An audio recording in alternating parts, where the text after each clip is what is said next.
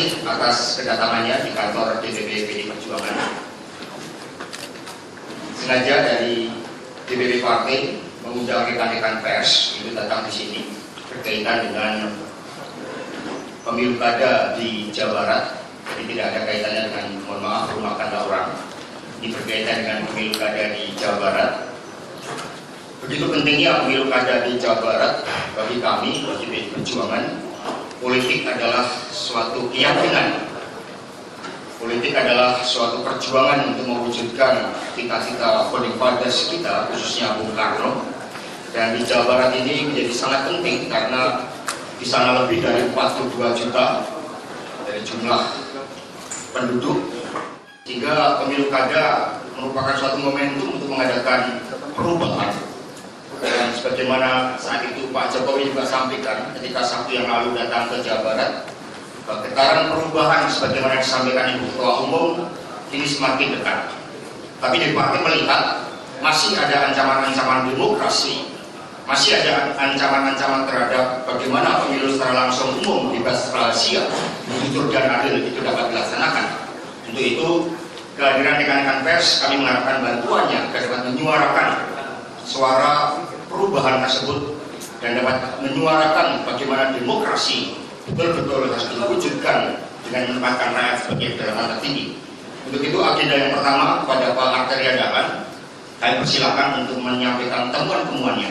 Assalamualaikum warahmatullahi wabarakatuh. Salam sejahtera bagi kita semua. Laporan jadi tim pada hari ini kita sudah memasukkan 95.537 petugas pemilu, bisa sebagai saksi dia, bisa sebagai pemantau pemilu. Tim advokasi sudah masuk ke kecamatan, jadi ada 625 kecamatan kita sudah masuk sana. Kemudian 74.000 TPS, 74.535 TPS itu sudah diisi sama teman-teman saksi dari kita. Kemudian yang kedua, sebagaimana perintah dan instruksi serta petunjuk Ketua Umum, kami harapkan dan kami pastikan, besok kita bisa pastikan itu yang namanya demokrasi di Jawa Barat itu bisa berjalan dengan baik, dalam pengertian penyelenggaranya penyelenggaranya imparsial, tidak berpihak. Yang kemudian juga panwasnya netral, artinya dia proporsional, mau bertindak ada aturan mainnya. Kemudian menghukum orang pun juga ada dasarnya, gitu, nggak kayak kemarin. Kemudian juga kita bisa pastikan pemilih yang berhak memilih, ya, itu bisa memilih untuk hari esok. Kemudian juga kita akan kawal yang namanya hasil penghitungan yang sah menurut hukum. Apa yang terjadi teman-teman hingga saat ini, ya, pada pukul 2 sore tadi, kita temukan masih ada DPT yang bermasalah, masih ada barrier halangan untuk teman-teman, ya. Banyak kawan-kawan buruh migran yang nggak bisa menggunakan hak pilihnya. Pintar sekali dia caranya. Caranya memang undang-undang katakan bahwa harinya hari libur, tapi lupa ada kalimat lagi hari yang diliburkan. Nah, teman-teman juga perlu tahu, banyak juga pekerja-pekerja saudara-saudara kita itu yang pada hari Minggu itu dia masih bekerja, dan secara hukum ya itu masih jam kerjanya mereka. Sudah kita temukan di Kerawang itu, PT-nya pun kita tahu, ya, 1.500 sekian pekerja itu tidak bisa memilih untuk besok hari. Kita sudah laporkan ke KPU juga, Panwas Kabupaten Kerawang juga sudah kita minta agar segera menerbitkan surat edaran. Kemudian berikutnya lagi, banyak sekali yang kita temukan potensi manipulasi, baik dalam konteks pemungutan suara, ya. Pada proses esok pun sudah kita bisa prediksikan, dan pada saat itu juga kita lihat ada potensi terkait dengan masalah hasil penghitungan. Kita juga mohon teman-teman media juga bisa mengawal itu semua. Kami sudah berjuang sekuat-kuatnya, secerdas-cerdasnya, sebaik-baiknya. Sebagai informasi juga, untuk hasil hitung kita punya yang namanya tabulasi suara. Ada dua, Mas. Pertama kita quick count, bisa kita lakukan pagi hari kita dapat datanya.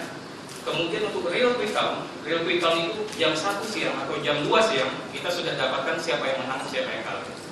Begitu juga untuk terkait dengan pelanggaran, karena rezimnya dua, hasil hitung sama adanya pelanggaran. Kita juga sudah buka posko, jadi poskonya ada di teman-teman di pusat juga ada, di DPD Jabar juga sudah ada, tapi yang luar biasanya sampai 625 kecamatan ini kita juga sudah punya posko yang namanya posko pengaduan. Nah teman-teman yang sudah kita temukan curi start campaign, kampanyenya nyolong-nyolong itu bukan kata saya, tapi kata teman-teman karena saya dapat informasi dari teman-teman media juga. Kita punya temuan ini ada sekitar 800 temuan ini, curi start kampanye. Kemudian juga penyalahgunaan kewenangan, penyalahgunaan kekuasaan. Jadi perlu diingat, yang namanya incumbent bukan pasangan kami. Artinya kita bukan Bu, kita juga bukan Wagub.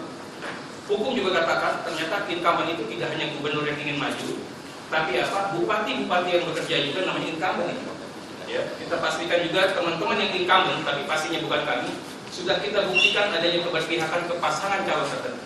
Kita bicara yang namanya Cianjur, nggak usah saya ceritakan lagi, beberapa kabupaten juga sudah terbukti dan ini sebagai temuan pelanggaran ini.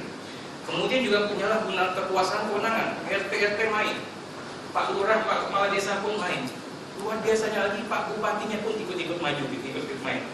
Kita juga sudah temukan, jadi sekitar ada 118 temuan di sini. Lain lagi yang namanya penggunaan fasilitas daerah, bukannya dipakai untuk rakyat, tapi dipakai untuk pemenangan salah satu pasangan calon. Begitu juga mengenai program-program pemerintah daerah. Kita juga sudah temukan, untuk itu kita dapat 211 temuan ini. Bansos juga ada masalah, uang kematian pun dijadikan komoditas politik di sini. Berikutnya lagi Bu, untuk masalah daerah migran, ada dua hal isunya. Rumah sakit, ya, hingga saat ini tidak pernah ada yang namanya TPS khusus, padahal undang-undang sudah syaratkan itu sebagai wajib untuk dibuat yang namanya TPS khusus. Jumlahnya bukannya kita bilang ini jumlahnya sangat signifikan. Mas-mas atau mbak-mbak bisa lihat yang namanya rumah sakit berapa banyaknya, petugas medis itu berapa banyak. Belum lagi keluarga-keluarga yang sedang berduka karena dia sakit itu.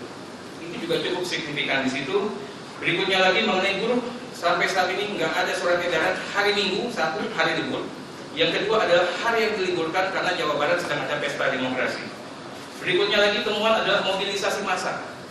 Ya, kita harapkan proses demokrasinya tidak hanya berjalan dengan baik, tapi dilakukan dengan cara-cara yang terhormat, ya, melalui proses yang begitu bermartabat, ya, yaitu proses demokrasi yang sangat hebat ini.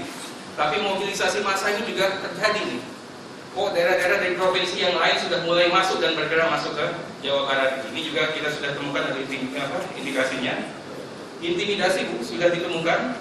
Indramayu, intimidasi fisik ini, ya, kita temukan dengan jelas dan sudah kita laporkan untuk Indramayu.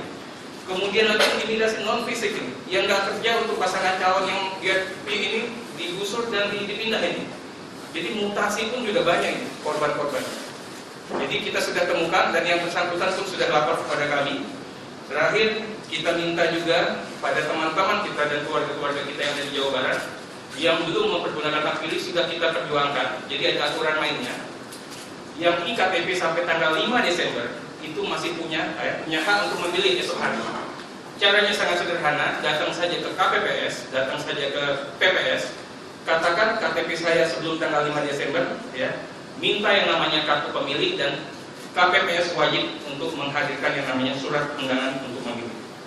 Jadi begitu saja Bu, kami pastikan Bu, setiap tetes keringat akan menjadi racun bagi musuh serta sekaligus menjadi energi bagi kemenangan Mbak Rifki. Terima kasih.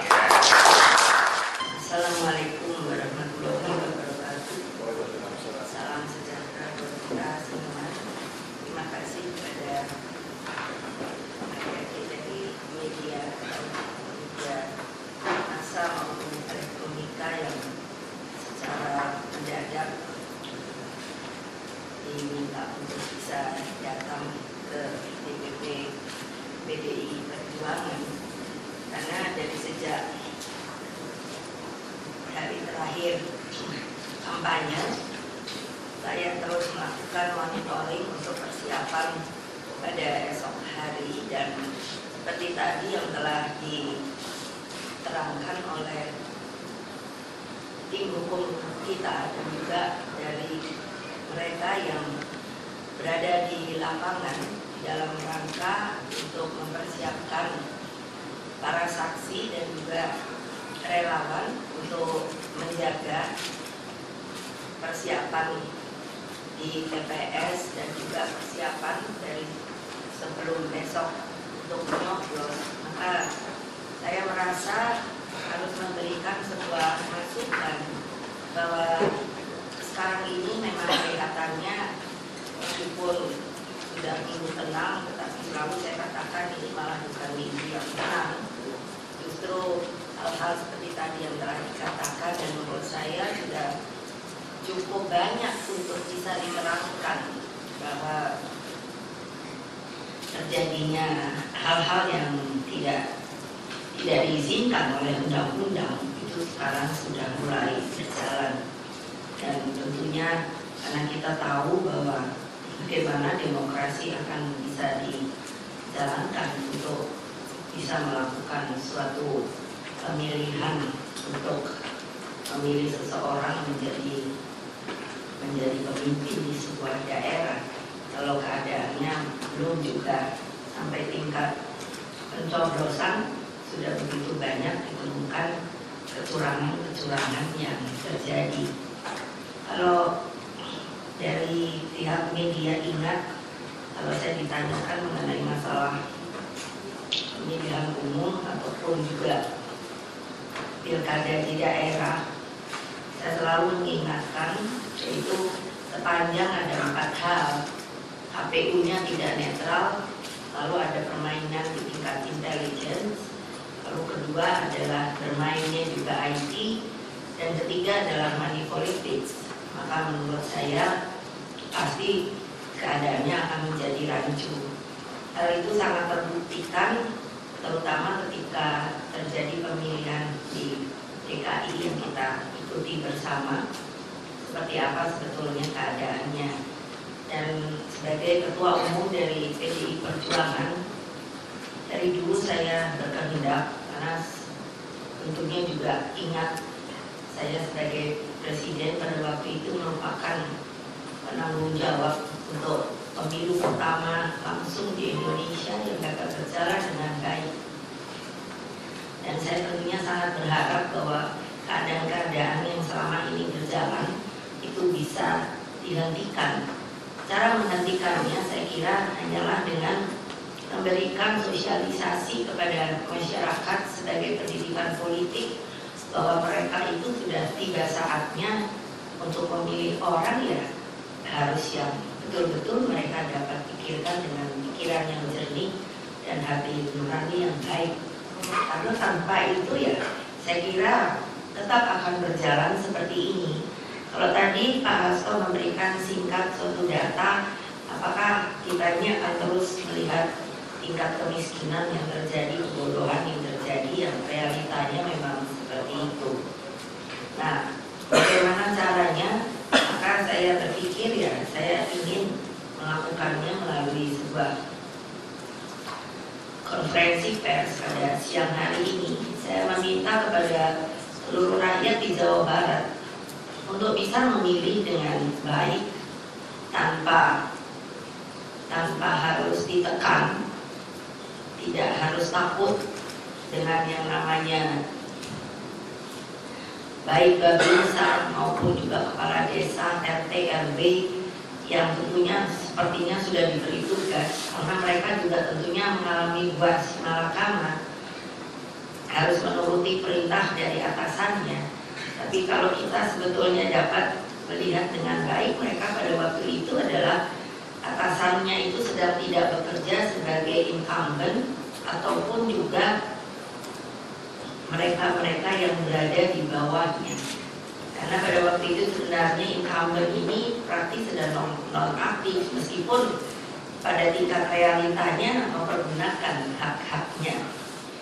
Nah kalau ini bisa dapat dilakukan, memang saya berkehendak bahwa menang kalah yang selalu digemborkan itu juga dapat berjalan.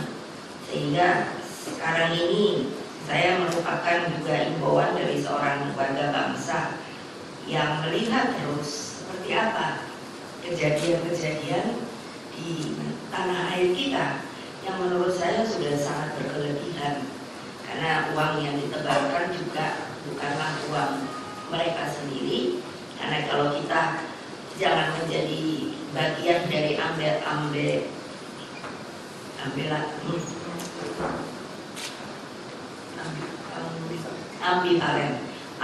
ambivalensi dari keadaan yang sekarang ini. Kita berkata mau memberantas korupsi, padahal pada kenyataannya yang berjalan adalah korupsi. Kita ingin mengatakan harus adanya pemerintahan yang baik dan jujur, pada kenyataannya yang ada adalah tidak demikian. Tentu saja saya tidak bisa mengatakan bahwa si A, si B, si C ini berada dalam sebuah kondisi yang sebenarnya tidak patut untuk dijadikan seorang pemimpin. Tapi bagaimanapun juga saya hanya meminta hak bagi kedaulatan rakyat untuk dapat mempergunakan